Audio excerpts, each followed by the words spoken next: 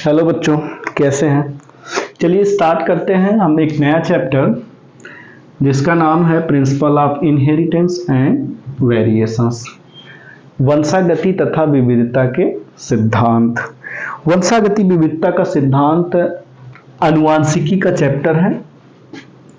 आनुवांशिकी genetics का chapter है। बच्चों, जेनेटिक्स क्या होती है?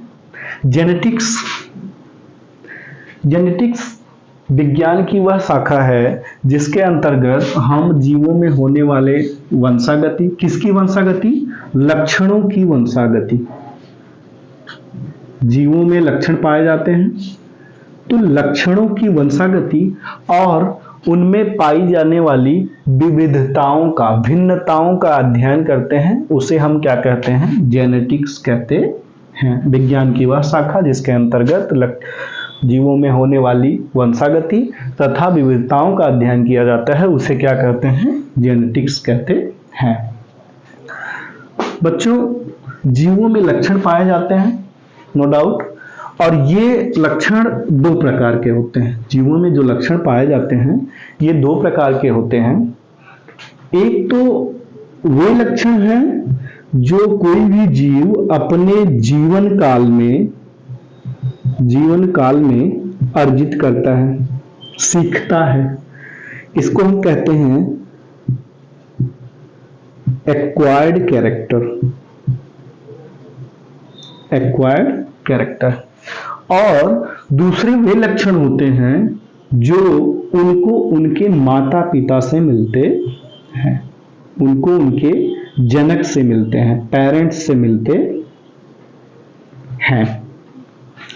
इन्हीं लक्षणों को जो उनके माता पिता से मिलते हैं, इन्हीं को कहा जाता है आनुवांशिक लक्षण। क्या कहा जाता है? आनुवांशिक लक्षण, हेरिडिटरी कैरेक्टर। और इसी को कहा जाता है हेरिडिटी। मतलब आनुवांशिक लक्षणों का एक पीढ़ी से दूसरी पीढ़ी में जाना ही क्या कहलाता है? हेरिडिटी कहलाता है, या इनहेरिटेंस और हेरिडिटी दोनों एक ही चीज है। ठीक, तो हेरिडिटी कैरेक्टर, इन्हीं लक्षणों की वंशागति और जीवों में पाई जाने वाली भिन्नताओं का, वेरिएशंस का अध्ययन जिस विज्ञान में किया जाता है, विज्ञान की उस शाखा को क्या कहते हैं? जेनेटिक्स कहते हैं।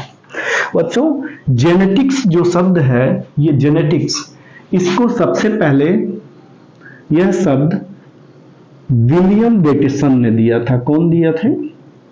विलियम वेटसन ने दिया था, सन 1905 ईस्वी में दिया था। और जो आनुवांशिकी के प्रिंसिपल होते हैं, उसके मूल सिद्धांत होते हैं, सबसे पहले उसका अध्ययन ग्रेगर जॉन मेंडल ने किया था। किसने किया था? ग्रेगर जॉन मेंडल ने किया था। किसने किया था? ग्रेगर जॉन मेंडल ने किया था। और इन्हीं ग्रेगर जॉन मेंडल ऑस्ट्रिया के पादरी थे और साइंटिस्ट थे। इन्हीं ग्रेगर जॉन मेंडल को आनुवांशिकी का जनक कहा जाता है। आनुवांशिकी के जनक कहे जाते हैं। ठीक, फादर ऑफ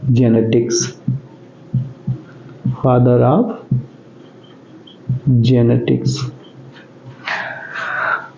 ठीक है, ये क्लियर हुआ कि वंशागति तथा विविधता के सिद्धांत जो हमारा चैप्टर है वो आनुवांशिकी का चैप्टर है।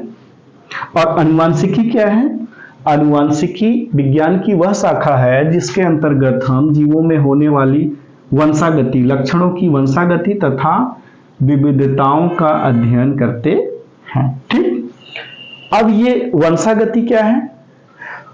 आनुवांशिक लक्षणों का एक पीढ़ी से दूसरी पीढ़ी में जाना। आनुवांशिक लक्षणों का एक पीढ़ी से दूसरी पीढ़ी में जाना ही क्या कहलाता है? आनुवांशिकता कहलाता है या वंशागति कहलाती है। विविधताएं क्या हैं?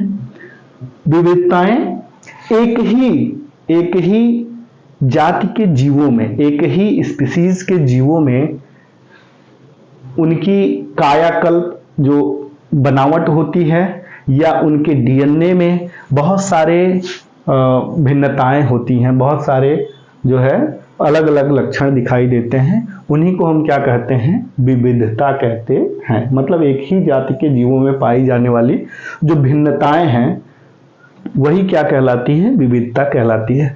तो बच्चों इस तरह से जैसे वंशागति, विविधता, अनुवांशिकी, ये जीन क्या है? जीन जो है अनुवांशिक लक्षणों के वाहक होते हैं। तो इस तरह से हमको बहुत सारे शब्द हैं इस लेसन में, इनकी हमें जो है परिभाषा देखनी है और उसका मतलब समझना है। ठीक, इसके बाद जो है हम ग्रेगर जॉन मेंडल के जो प्रिंसिपल है, उनका हाइब्रिडाइजेशन है, उनके सिद्धांत है, उसको हम पढ़ेंगे। ठीक है, तो आइए हम देखते हैं जो इसमें शब्दावली है, टर्मिनोलॉजी है, उसकी परिभाषा क्या है और उसको समझते हैं। ठीक है,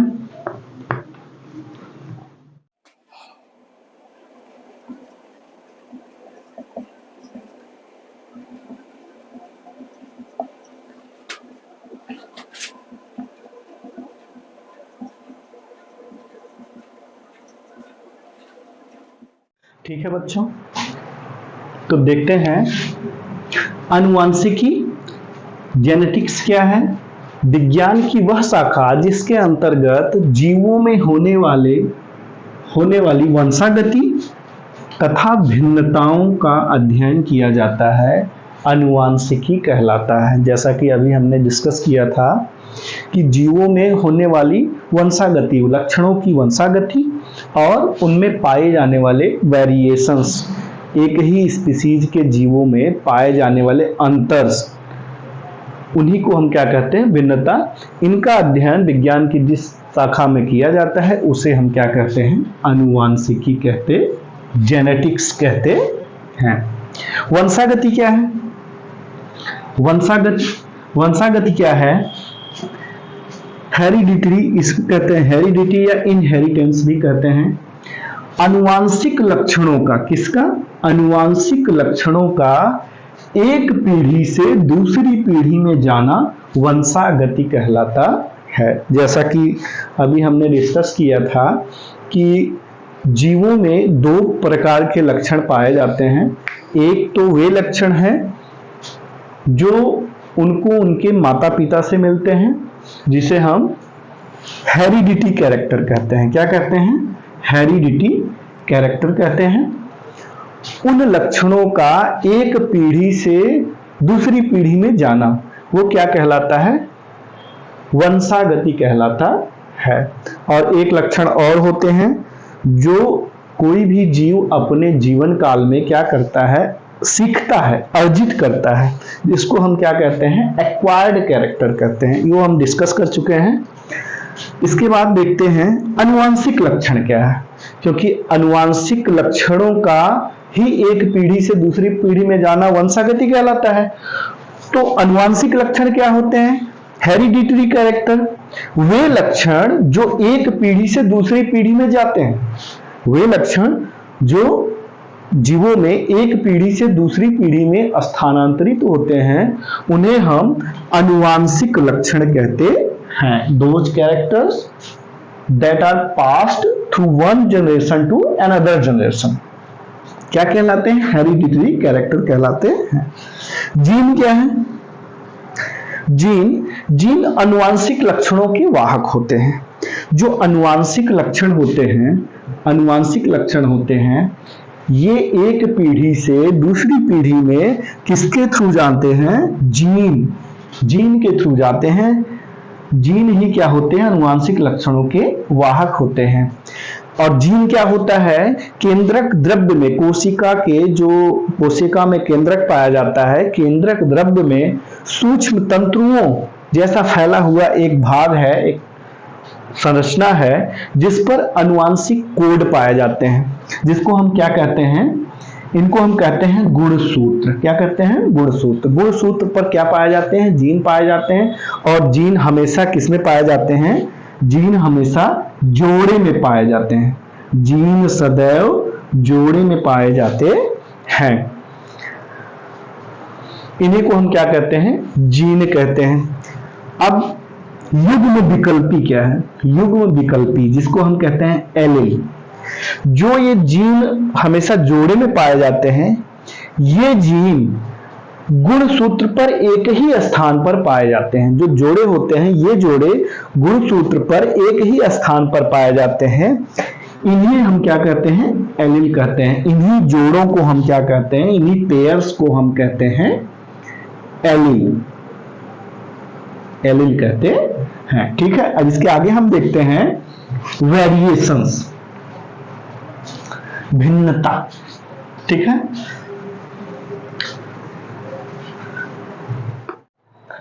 ठीक है। भिन्नताएं, वेरिएशंस क्या होते हैं?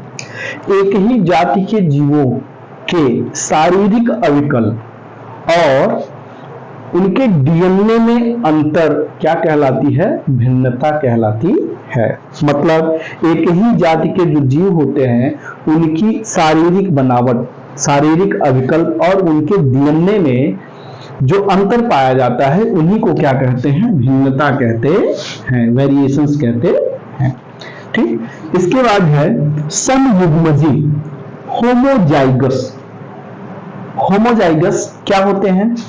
यदि एलील, एलील का मतलब हो गया कि जीन क्या होते हैं? जीन हमेशा पेयर में पाए जाते हैं। किसमें पाए जाते हैं? पेयर में पाए जाते हैं, जोड़े में पाए जाते हैं। यदि इस जोड़े में जो एलील कहा जाता है, इस जोड़े में दोनों जीन समान होंगे, तो इसे क्या कहा जाता है?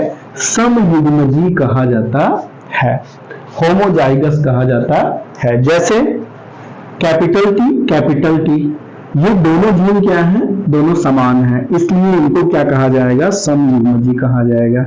ये क्या है? स्मॉल टी, जो कि कम लंबाई मतलब डार्क पौधों के लिए रिस्पॉन्सिबल है, ये क्या होगा? यह भी क्या है? समयुग्मजी है। Capital R, capital Y, small r, small y. चाहे वो डोमिनेंट कैरेक्टर हो, चाहे वो रिसेसिव कैरेक्टर हो, लेकिन वो दोनों जीन क्या होने चाहिए? समान होने चाहिए। इसको हम कहते हैं समयुग्मजी। विषमयुग्मजी क्या है? हेटेरोजाइगस। यदि एलील में, एलील मतलब वही युग्म विकल्पी जीन जो जोड़े में पाए जाते हैं, उसमें उस जोड़े में दोनों जीन भिन्न भिन्न हो, तो इसे क्या कहा जाता है? विषमयुग्मजी कहा जाता है। जैसे capital R, capital Y, capital T, capital R, small r. एक जैसे ये लंबे पौधे के लिए जीन होता है, ये क्या होता है? बौने पौधे के लिए जीन होता है। तो डोमिनेंट और रिसेसिव दोनों कैरेक्टर प्रदर्शित करने वाले, दोनों लक्षण दिखाने वाले जीन जो है एक ही साथ होते हैं पेयर में, तो इनको क्या कहा जाता है? विषमयुग्मजी कहा जाता है। इसके बाद आपको एक टर्मिनोलॉजी मिलेगी जिसको कहा जाता है दृश्य प्रारूप, फिनोटाइप। ठीक है।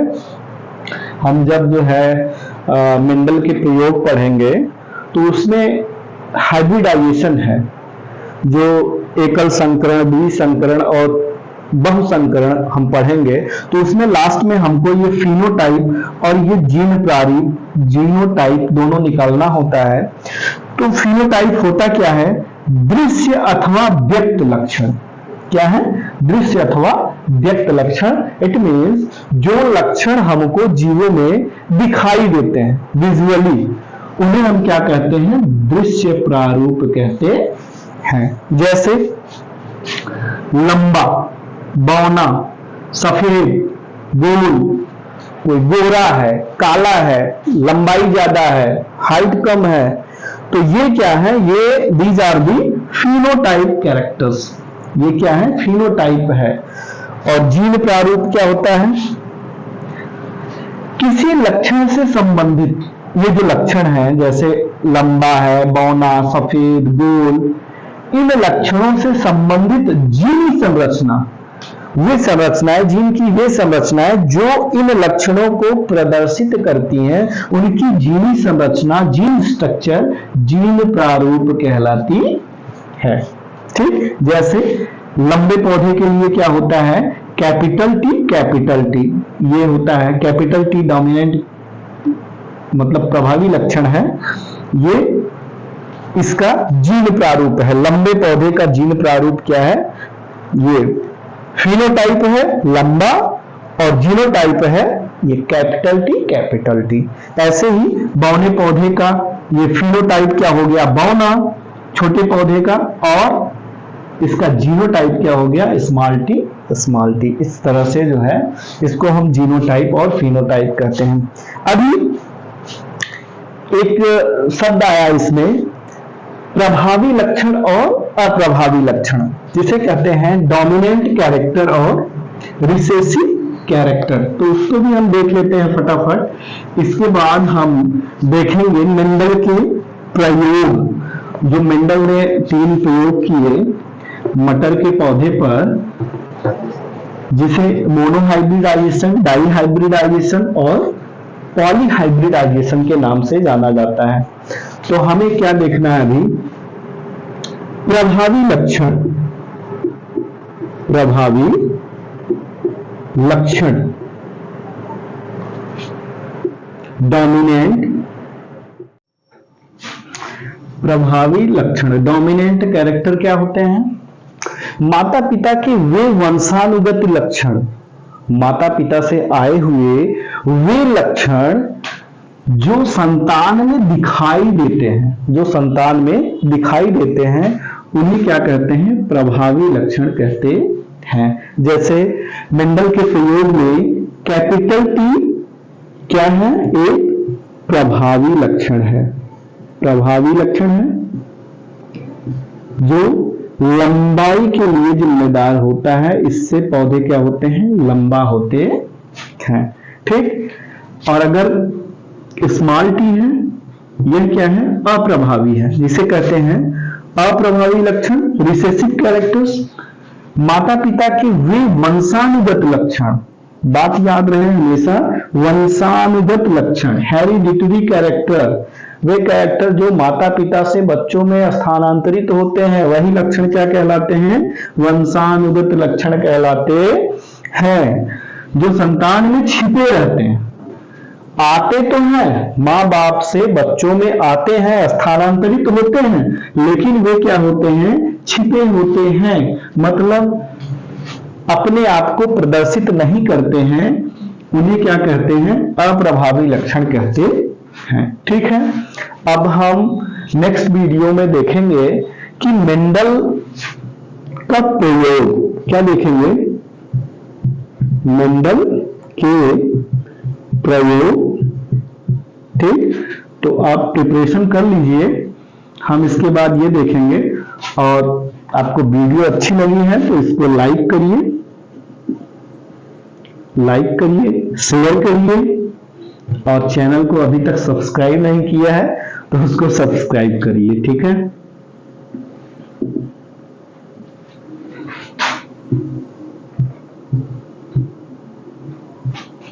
ठीक, चलिए मिलते हैं नेक्स्ट वीडियो में।